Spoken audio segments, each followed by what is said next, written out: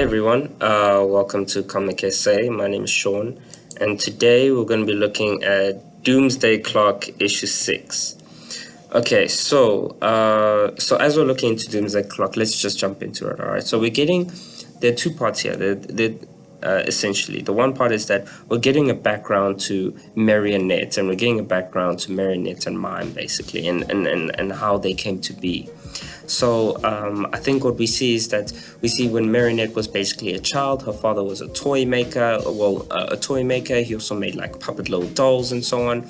And the secondly, what who we're introduced to is we're introduced to Mime. All right, so he is a very silent, kind of outcast-ish type of fellow, and he's basically he's a loner, and Marionette basically makes friends with him. Purely just because she sees him sitting alone one day and so on, and she goes to her dad and she's like, you know what, I'm gonna go be friends with this kid. Now their friendship basically turns into love. You know, it's kindled basically when Marionette is being bullied and Mime comes out of nowhere and he basically he breaks like a freaking bottle on the kid's face, and then she's like, wow, this is my man. But basically now there's a different issue, and this contributes massively to their backstory, right? The other issue is that the father is constantly hustled by some corrupt cops, and that basically, you know, they walk into the store, same old routine. They'd be like, give us the money, and he gives them money. But you know, in some instances, where in this instance she sees like her father's basically saying like, listen, I don't have the money right now, there isn't enough or whatever, and they basically just beat him up, you know, and they say we'll be back, sort of situation. Now the situation is, it's very tough on her father, right? And any father, any person actually, it will be tough on them. So, but he basically takes, I would say, a deep route here, and he goes and he kills himself, all right? And he tells Marionette, listen, there's some money.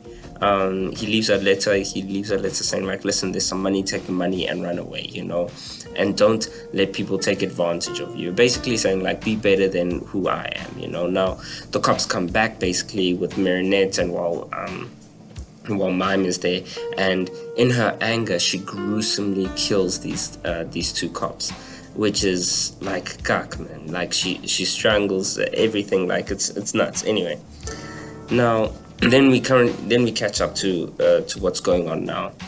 As we're catching up to in current events, the current event is that the Joker is wheelchairing in Batman. All right, like it's just another day of business, and business is good.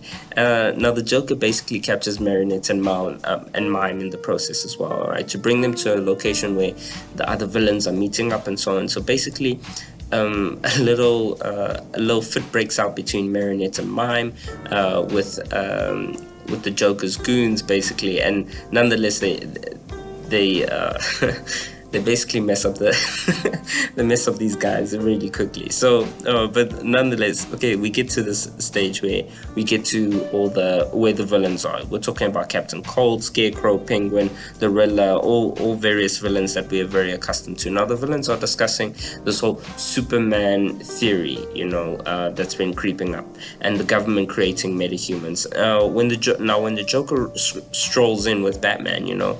Now the funny thing is here, so it's like, hey guys, you know, I brought Batman, and then everyone's in this meeting, and then everyone's just like, okay, yeah, no, take off the mask, we want to see, because the Joker sort of pulled this stunt before where he's brought in a Batman lookalike to be like, yo, can I be part of your gang, kind of thing, which is so dumb.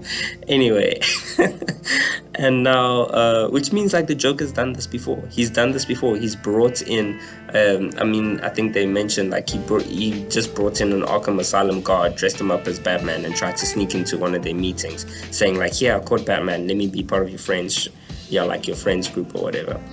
Now, anyway, afterwards, there's basically a scuffle between villains, all right, where we just see Typhoon. Like everyone's busy questioning Typhoon regarding the Superman theory, and then through all of this, Typhoon just gets shot in the head, and we realize it's the comedian. All right, he's been tracking Marionette and Mime, you know, obviously, and now he just starts killing a whole bunch of villains. Now, it's interesting to note that Marionette and Mime get the hell out of there really quickly because they know the comedian, all right? Marionette's key thing here is that she's scared of the comedian. She's dealt with the comedian multiple times before, and unlike the rest of the villains, they don't know who the comedian is. So basically, they run away, all right?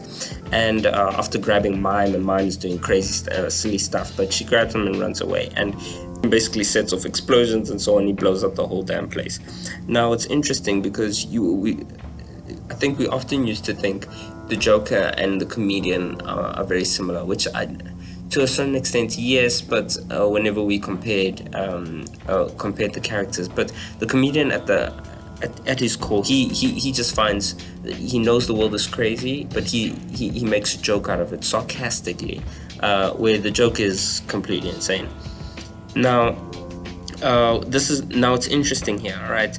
Now, as Marionette and Mime basically make the escape. Now they make the escape from the comedian, all right? But the comedian basically follows them back to their hiding spot, all right?